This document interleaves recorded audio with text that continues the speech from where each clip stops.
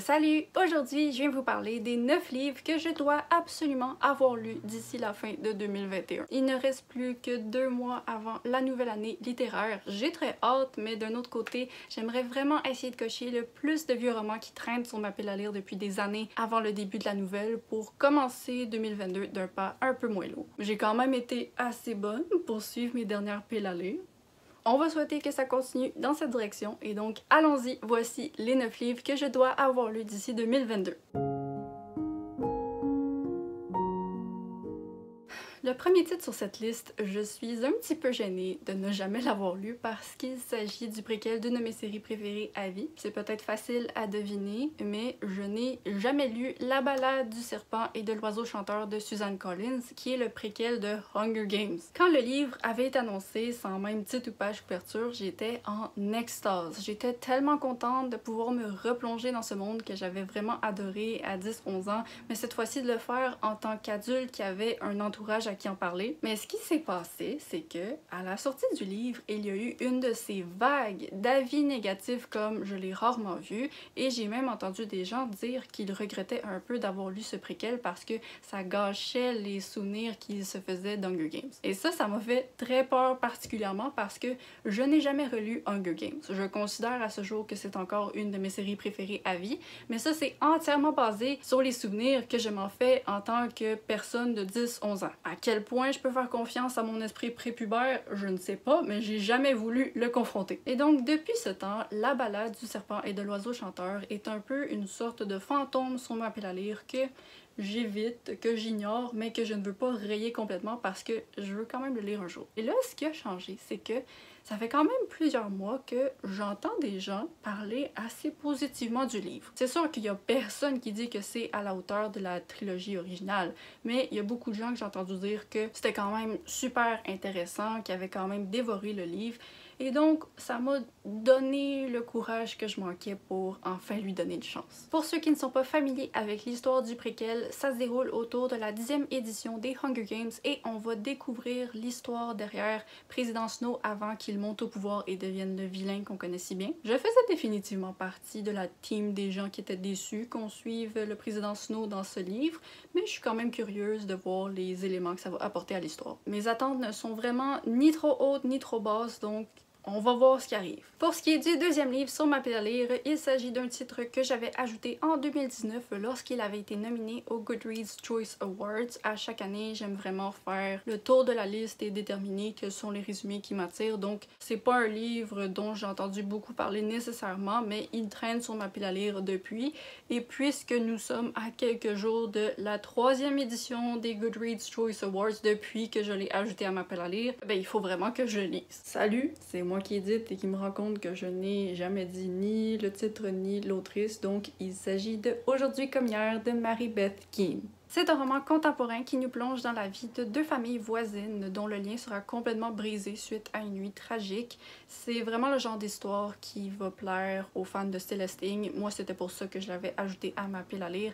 Et les thèmes du roman seront les délicatesses du mariage, la romance adolescente, la santé mentale et les drames de la vie en général. Je suis pas mal certaine de pouvoir terminer ce livre avant 2022 parce que au moment où je filme cette vidéo, je l'ai déjà commencé et je l'apprécie beaucoup pour l'instant. Pour vous donner plus de détails sur le récit, puisque je peux, vu que je l'ai commencé, et bien c'est vraiment le genre de récit qui dévoile une famille sous tous ses angles, dans le sens qu'on a la perspective de presque chaque personnage à un moment ou à un autre. Donc ça c'est vraiment plaisant parce que ça donne une vision très complète. J'espère que je vais continuer à apprécier le roman autant que je le fais présentement, et donc vous connaîtrez mon avis final dans mon update lecture de novembre. Ensuite, il semble y avoir une certaine sorte de culte autour de la prochaine œuvre que je souhaite lire. Un culte plus particulièrement composé de Sylvain Desmenties et Maps qui vantent très souvent Fleur captive de V.C. Andrews. Je pense qu'ils vont être très contente de le voir sur ma liste et en même temps c'est une œuvre que je suis curieuse de lire parce que j'en ai tellement entendu souvent parler au cours des années mais de façon aussi négative que positive que je suis comme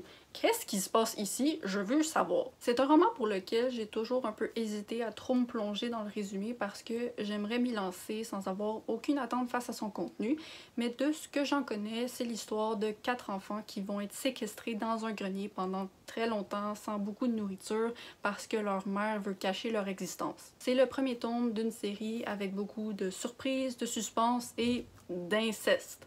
Je sais pas à quel point c'est un point vendeur à inclure, mais je pense que c'est un point important à inclure. On va voir comment ça passe avec moi, mais dans tous les cas, je sais que ce ne sera pas une lecture trop pénible à lire parce que même les gens qui n'ont pas apprécié disent que c'était une lecture vraiment difficile à déposer et très addictive. On s'en reparle quand je l'aurai lu. Suivant, Les Vestiges du jour de Kazuo Ishiguro, un autre livre qui traîne sur ma pile à lire depuis un bon moment. C'est un auteur que j'avais découvert avec son œuvre auprès de moi toujours, que j'avais bien apprécié, et ensuite j'avais ajouté plusieurs autres de ses livres à ma pile à lire qui sont tous toujours, donc il est temps que je m'y mette et que je lise ses livres. Dans celui-ci, on va suivre un majordome qui a passé sa vie entière au service des autres, mais qui commence à avoir l'impression qu'il n'est plus tout à fait utile pour ses employeurs depuis que les temps ont changé. Il va donc partir en voyage avec une ancienne gouvernante avec laquelle il aurait pu tomber en amour, et pendant tout le long du voyage, je pense qu'il va réfléchir aux choix qu'il a fait dans sa vie et à la loyauté qu'il a toujours montrée à ses patrons. C'est sûr qu'avec ce résumé, je m'attends pas nécessairement à une œuvre tout à fait palpitante, mais j'ai toujours apprécié le contexte de majordome dans les récits, et même s'il ne sera pas activement un majordome dans l'histoire, je suis vraiment curieuse de voir ce sera quoi les conclusions qu'il va tirer en songeant à sa vie menée à servir les autres. Ensuite, j'aimerais lire Verity de Colleen Hoover. C'est une autrice pour laquelle j'entends beaucoup de choses mitigées. Il y a des gens qui l'adorent complètement et d'autres pas du tout, mais il y a un phénomène étrange avec ce livre qui fait en sorte que même les gens qui n'aiment pas Colleen Hoover ont aimé ce livre. J'ai donc quand même des hautes attentes face à lui, c'est peut-être dangereux, mais je m'y lance quand même. C'est un thriller qui suit deux autrices, Verity et Lowen. Verity est une autrice à succès, sauf qu'un accident de voiture la rend complètement physiquement incapable d'écrire.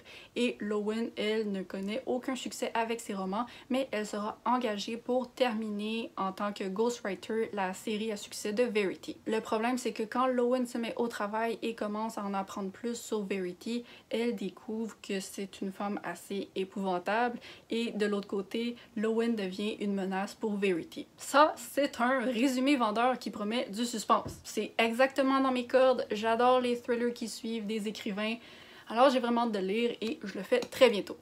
Le prochain livre, comment vous dire? J'en ai lu 50 pages. J'ai absolument adoré les 50 pages, mais le livre devait être remis à la bibliothèque. Je l'ai redonné et ça fait depuis presque 3 ans qu'il attend que je le continue. Demandez-moi pas pourquoi, je sais pas pourquoi je suis jamais allée le réemprunter alors que j'ai vraiment l'impression que ça va être un coup de cœur. Il s'agit de Expiration de Ted Chiang. C'est un recueil de nouvelles de science-fiction et donc je n'ai lu que la première nouvelle, mais je lui avais donné 5 étoiles et ça avait vraiment été quelque chose d'impressionnant. J'arrive juste pas à croire que j'ai jamais continué ensuite.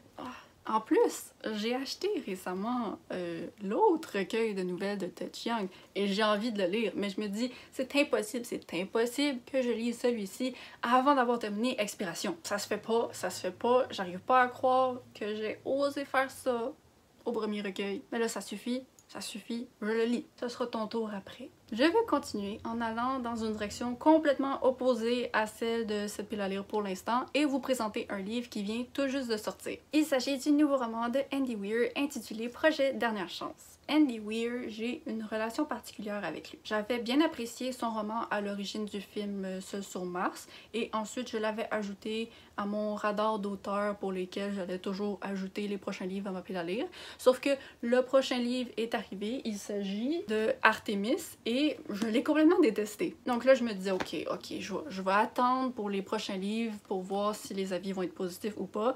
Et là, Projet Dernière Chance est arrivé et c'est le déluge de positivité. Depuis sa sortie, je ne vois que des 5 étoiles partout. Je sais même pas si j'ai croisé un seul avis négatif à son propos pour l'instant, ça arrive jamais. Tout le monde dit que c'est la sortie de science-fiction de 2021, alors c'est juste impensable que je termine l'année sans la lire. Honnêtement, j'ai ajouté Projet Dernière Chance à ma pile à lire sans en lire le résumé, mais juste avant de filmer cette vidéo, j'ai lu le résumé pour pouvoir vous le donner. Et donc, on y suit un homme qui est le seul survivant d'une expédition spatiale de dernière chance qui est menée pour sauver l'humanité. Donc, s'il échoue, tout le monde crève. Et le problème là-dedans, c'est que lui, il se réveille à des millions de kilomètres loin de la Terre et il ne se souvient d'absolument rien. Il sait pas c'est quoi son nom, il a aucune idée qu'il est en mission. Tout ce qu'il sait, c'est qu'il y a 2 cadavres avec lui dans sa cabine. Est-ce que ça vous donne pas absolument hâte de lire ça? Ben je sais pas vous, mais moi oui. Pour ce qui est du 8e livre sur ma pile à lire, j'ai décidé d'en faire la conclusion d'une saga et donc j'ai pris le 2e et dernier tome de la série The Book of Ivy de Amy Angel. Ça avait été une de mes options lors de mon vlog où j'ai essayé de terminer le plus de séries possible.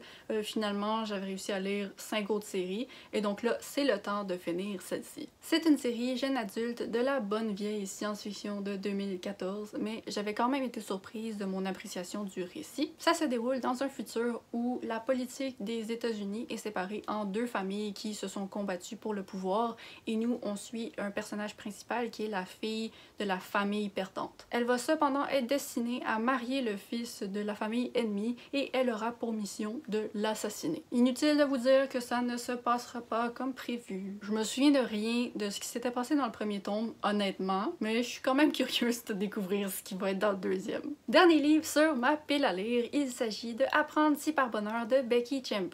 C'est une autrice que je souhaite lire depuis vraiment longtemps. J'ai sa série l'espace d'un an sur ma pile à lire, sauf que j'ai mon instinct qui me souffle à l'oreille que je risque d'apprécier Apprendre si par bonheur plus que la série. Je base cette impression sur aucun fait solide, c'est vraiment juste mon instinct. Donc le livre en question est en fait une nouvelle de 130 pages dans laquelle on suit 4 astronautes qui devront explorer 4 planètes pour essayer de déterminer s'il y en a une d'entre elles susceptible d'accueillir la vie. Dans les astronautes en question, on a hommes et femmes, trans, asexuels, des gens fragiles et déterminés qui représentent bien la complexité de l'humanité. Les livres de Becky Chambers sont souvent décrits comme étant de la science-fiction réconfortante et douce qui plaît même à ceux qui n'aiment pas du tout la science-fiction.